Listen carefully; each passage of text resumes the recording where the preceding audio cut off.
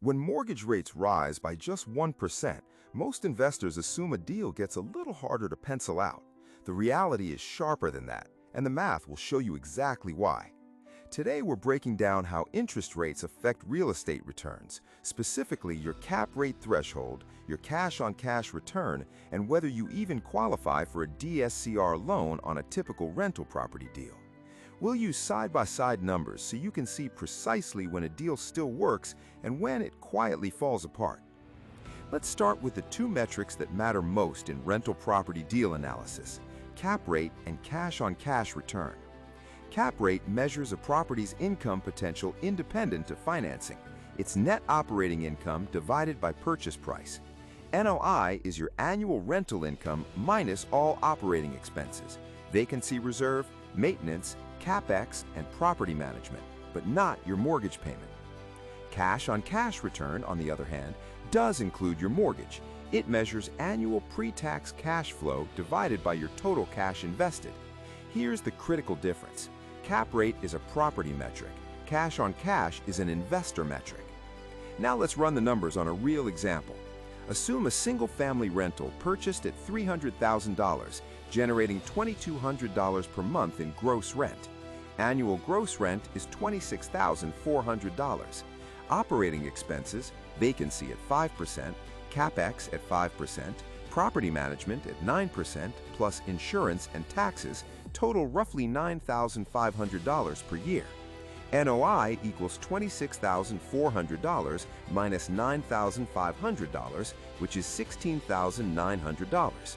Cap rate equals $16,900 divided by $300,000, that's 5.6%. Now let's layer in financing. 20% down on a non-owner-occupied investment property, which means $60,000 down and a $240,000 loan. Scenario A, rate at 6.5%, monthly P&I is approximately $1,517 or $18,204 annually. Annual cash flow equals NOI minus debt service. $16,900 minus $18,204 equals negative $1,304. Cash-on-cash return, negative 2.2% on your $60,000 invested. This deal does not cash flow at 6.5% with these numbers. Scenario B, rate rises to 7.5%, monthly P&I climbs to roughly $1,678 or $20,136 annually. Cash flow, $16,900 minus $20,136 equals negative $3,236. Cash-on-cash return drops to negative 5.4%. That 1% rate increase didn't just make the deal worse, it deepened the loss by nearly $2,000 per year. Now let's check DSCR, Debt Service Coverage Ratio, which lenders use to qualify investment property loans without relying on W-2 income. DSCR equals NOI divided by annual debt service. At 6.5%, $16,900 divided by $18,204 equals 0.93, below the typical 1.25 threshold most DSCR lenders require.